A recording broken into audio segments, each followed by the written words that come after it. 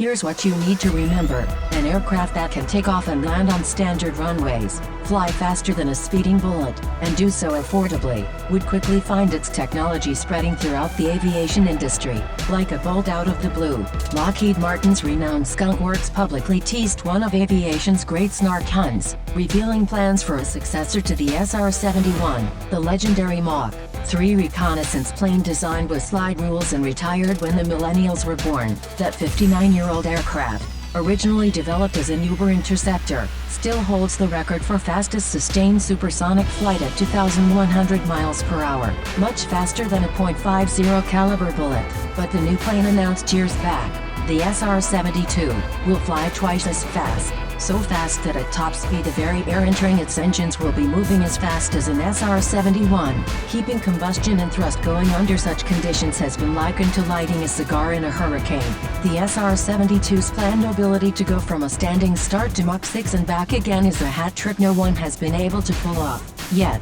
An SR-72 demonstrator reportedly first appeared in plain view in California in July 2017. According to Aviation Week, Skunk Works has developed a way to run turbojet engines at high temperatures and power levels, high enough to push the SR-72 to Mach 2.5. The Scramjet second stage requires speeds above Mach 3 or 3.5 to operate, a thrust chasm which Lockheed Martin says it's solved, though it won't say how. Turbojet? Ramjet? Scramjet? A turbojet spins many blades to compress and heat incoming air before setting it on fire and writing the resulting plume of hot expanding gas. A ramjet moves so fast that the air entering the engine is already hot and compressed enough to ignite the fuel. A scramjet, short for supersonic combustion ramjet, is just that, a ramjet where the incoming air is moving at supersonic speeds. At hypersonic speeds there's no additional sonic boom, but the air piles up so fast along the aircraft's leading edges that they reach blast furnace temperatures. The SR-71 heated up so much due to the friction of its flight that its body panels fit together loosely on the ground and expanded snugly in flight.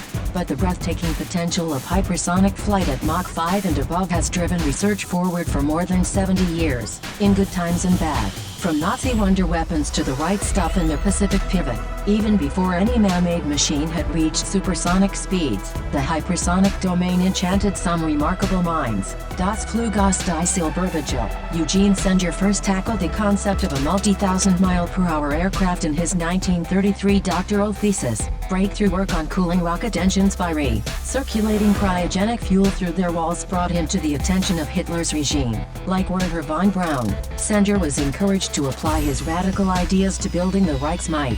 Von Braun's V-2 ballistic missile rammed home the frightful speed and power of supersonic weapons. The citizens of London and Antwerp got no warning of the huge missiles which fell 3 times faster than the sound they made. Senger and colleague Irene Britt's design, the Silbervogel, or Silverbird in English, might have brought stealthy death to New York and Chicago from halfway around the world. The Silverbird, also known as the antipodal bomber, combined so many crazy ideas in one slick package that it's easy to understand its hold on imagination so many years later, and why the Reich Air Ministry passed on building a prototype.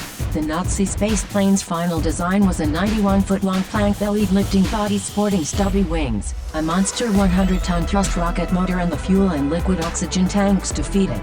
Mounted on a giant rocket sled traveling down a 2-mile-long monorail, the single pilot and his single, big, bomb would be hurled into the sky at nearly Mach 2 before the Silverbird's own rocket took it 70 miles up at Mach 19. Seem familiar? It's because the system inspired a certain 1950s science fiction movie, as if the launch and boost phase weren't enough. This diesel-punk spaceplane's flight phase, the skip-glide technique, became a strategic warfighter's dream. Get an aerospace vehicle going high and fast enough, then drop it back into the atmosphere just so, and it will skip off the denser air like a tossed stone skipping off a quiet lake. The skip then carries the vehicle back into space, friction slowing the vehicle with every skip. Senger and Brett calculated that the Silverbird could achieve a range of over 14,000 miles, nearly halfway to the Antipodes, by skip gliding around the world from an initial boost in Germany. Alice. Later calculations revealed that the Silverbird would more than likely have suffered the fate of the Space Shuttle Columbia sometime during during the flight. Despite its magnificent technical sweetness, the Silverbird's mission was a mix of strategic bombing and pure terror. A 4-ton bomb can do a lot of damage, and the psychological impact of a continental American city being bombed out of the blue would have been tremendous. Planned strategic targets included aluminum smelters and aircraft plants. Goring's Air Ministry dismissed the send-your-threat concept and pursued other methods of attacking the United States. Joseph Stalin, however, took the concept seriously enough that after the war he ordered the NKVD to, unsuccessfully, kidnap Send-your-threat from France. Like many other aerospace rivalries, hypersonic research took off in both Cold War superpowers from its start under Hitler. The right stuff. In the United States, flight at Mach 5+ was fitted into the ongoing national effort that took Maj Chuck Yeager through the sound barrier. By the mid-1950s, the X-15 program had focused on designs, materials and protocols for hypersonic flight, and by the early 1960s X-15 pilots sporting astronauts' wings were routinely flying into space at Mach 6 from Edwards Air Force Base in California, as Tom Wolfe lyrically recounted in his classic work The Right Stuff. The X-15's wind-piloted approach soon gave way to the rounded capsules of Mercury, Gemini and Apollo. The Air Force nearly achieved hypersonic flight half a century ago with the X-20 Dinosaur. The great might have been linked between the Silverbird, the Space Shuttle and the SR-72, designed to soar into space atop a Titan missile, orbit like a space capsule and land like a fighter plane. The X-20 fulfilled the Silverbird dream only to be killed off by Defense Secretary Robert McNamara. Space shuttle engineers in the 1970s relied on X-20 research in designing their spaceship. Today the recently retired Space Shuttle is perhaps the most familiar hypersonic vehicle in the world. The Space Shuttle soared into space at Mach 23 before leaving the atmosphere, and flew like bricks with wings at hypersonic speeds during their fiery descents. The tremendous heat experienced by the shuttle during re-entry gives us a glimpse of the challenges facing the SR-72. The slightest crack in the surface can let in blowtorch heat and wind, and could destroy the vehicle and crew. All successful hypersonic vehicles to date have been hurled forward by rocket power, from the WAC Corporal in 1949 to the X-51 Wave Rider this spring. Most recent U.S. hypersonic research has been focused on developing prompt long-range strike weapons in the form of air, sea and sub-launched payloads boosted up to cruise speed by rocket power. Indeed,